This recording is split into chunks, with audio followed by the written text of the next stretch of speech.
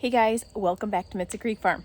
I'm Katie. I love growing tomatoes here on my farm. This is part 2 of my series on the different tomatoes that I'm growing this year and the descriptions and what I think that they taste like and all of that. So if you didn't see it, video 1 is cherry tomatoes, and I went through all the different cherry tomato varieties. And now I'm on to slicers and canners, so like the larger tomatoes. I started it this morning, got busy, and now I'm back down here. I'm gonna try to get this finished. So we'll start with this one. This is absolutely beautiful. This is Assart Rollois, I believe.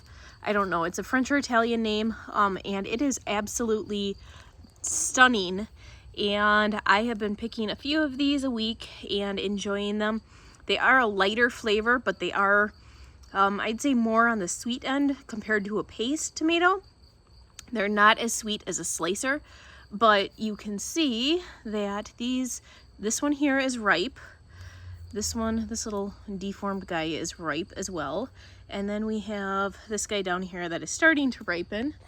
And then up here, these guys are not even close to ripe. So then moving on, we have the green zebra, and I'll be honest, I'm struggling with these guys. I don't know how to tell when they're ripe. So if you know, I would love to know. This guy here is dirty, just from the way I am currently irrigating, so this has to get washed. It's just covered in pollen and dirt, but I've been picking them when they're red because I can't tell. They're firm, and I can't tell when they're ripe. The pictures showed like a dark green streaks, and I am not seeing that. So I have 2 of these plants, and I am struggling with those guys. Typical paste tomatoes. This is a San Marzano.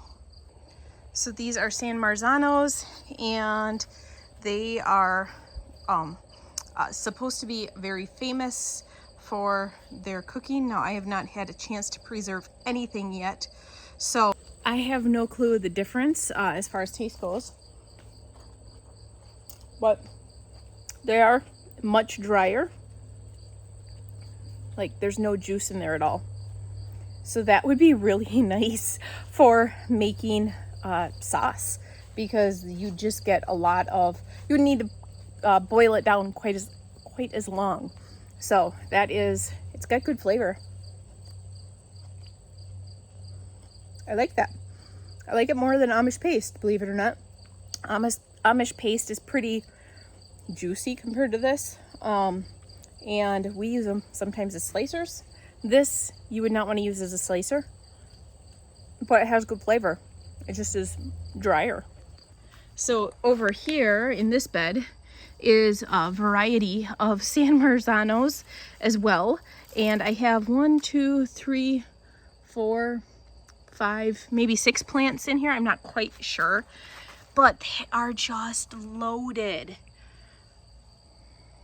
So this definitely is well worth for canning, and I feel like they are thriving so much more than the Amish paste, which were bred for our area and are supposed to do really good in our area. I really feel like the Amish paste are doing even better. Right, so these guys are German Johnsons, and these are the sweetest slicers that I have had yet this year. I'm really happy with these guys, and I'm sure that if I pruned all the suckers off, the tomatoes would be bigger. But I am perfectly happy with them at this size. It's about a half a pound, and I'm picking a couple of these a day, and I am loving them, especially compared to the beefsteak. Now, I know the beefsteak are the tried and true originals. The German Johnson are more of a pink. These guys are more of an orange, and I'm really liking the German Johnson more than the beefsteak, which is interesting. I wasn't expecting that. I figured that the German Johnson would probably be like a little less sweet, a little less, I don't know, they're perfect for like slicing on your sandwich. It's like the old-fashioned slicer, and I really like that. and it just has so much more flavor and juiciness than the beefsteak I'm finding. And then this guy over here behind these zinnias is a mortgage lifter. I'm actually liking the mortgage lifter more than the beefsteak. I feel like they're a little sweeter. They're a little better for sandwiches than the beefsteak are, but they're not nearly as good as the German Johnson, in my opinion. I'm sitting in here around all these tomatoes. I don't know if you can see all the ripe ones over there, but it just is kind of crazy here, being surrounded by all these guys. It kind of feels like you're in a jungle. So then the next one I have is the Paran. And when I was doing research, it was a Paran sprayless. It's a semi-indeterminate. They said it's good for growing in containers, but it works really well for trellising. The plants are pretty tall. And it's a good slicer. It has good flavor. And they have a good size to them. But what I'm liking is there's a lot more fruit per plant than these old heirlooms are. Granted, this is an older heirloom. I am getting tons more. You can see all the way up there. I have clusters of tomatoes, where over here, there's like 2 here, 2 here, 3, let's see, nope, those are different clusters. So there's 3 on one, 1 on another, and they're not nearly as loaded as these guys are. This plant here is the Wisconsin Chief tomato. I got this from a friend's plant sale, and it is not very big, and I'm not overly impressed with it, and I have not picked anything off of it yet. So I don't know if it's because I'm in shade cloth and it needs to be in full sun outside, but it just does not seem to be thriving. But then this guy over here is the Wisconsin 55.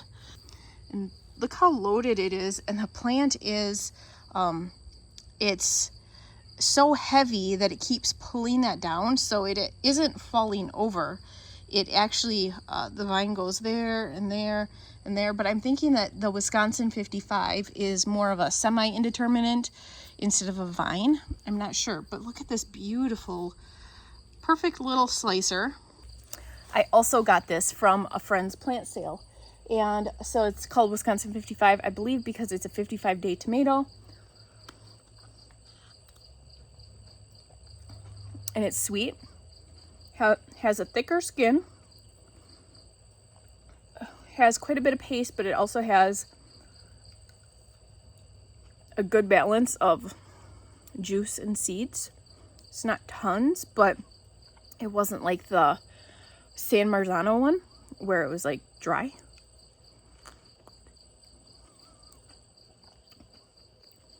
I feel like this, if you are a market gardener, is what you want if you are just having, like if you have to have one tomato plant that will produce a lot, I'd say this would be good. But if you are able to grow lots of different tomatoes, I feel like the German Johnson definitely has better flavor.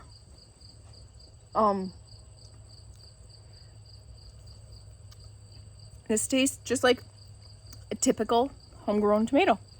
So nothing fancy, nothing special, but I'm guessing that this is kind of the tried and true taco night. This would be amazing. So then over here, these are Amish paste, and they are not even close. I have one that's starting to ripen. Oh, this little guy is starting to blush, it looks like, but for the most part, they are not ready yet. So usually I do grow Amish paste. Honestly, next year, I think I'm going to grow a bunch of San Marzanos. They're doing really well. And if I don't have to boil them down for 8 gazillion hours, that would be wonderful. Now the final tomato variety I'm growing, I think, besides the ones up at the house that I'm trialing, that this I feel really is the MVP of the entire group. It is a Tasmanian chocolate. And let me show you the 2 different ways I am growing it. So I'm growing it here in this 12-inch pot. with the tomato cage, and I have a tendency after markets to forget to water this. So that's why you'll see that these leaves are wilted, but I have been picking off of here multiple times a week. So if somebody wants to buy this at a market, go right ahead, and you can see all the tomatoes on it. And it still has new leaves. So this is a semi-dwarf variety, I believe, but they have nice size slicers on it. And then the other way that I am planting it, I planted one in my semi-indeterminate bed because I knew that I didn't want to prune it. So I have been picking off of here as well. So it's hard to see. I gave it a heavy prune the other day so that this fruit could start ripening, because I hadn't picked off, I only picked off one, and it was like way down here. So I'd only picked off one, but you can see it is loaded with tomatoes. The plant goes to, let's see, is this the same? It goes to up here. So it does get bigger if you plant it in a bed versus a pot. And it has so many tomatoes. So I feel like this little guy here is awesome. The tomatoes are delicious. They're sweet, not as sweet as the German Johnson, but they have a lot of flavor. It's a little bit more rich flavor, and they are just really, really, really good. So I am so happy with that. So next year, I'm gonna definitely plant more Tasmanian chocolate, the German Johnson, obviously, and I'm not quite sure what else. San Marzano for the paste. Might as well just do a bunch of those guys because they are definitely thriving and doing super well here in my garden. So that is it for today's video. Thanks for tuning in. I'll see you guys next time.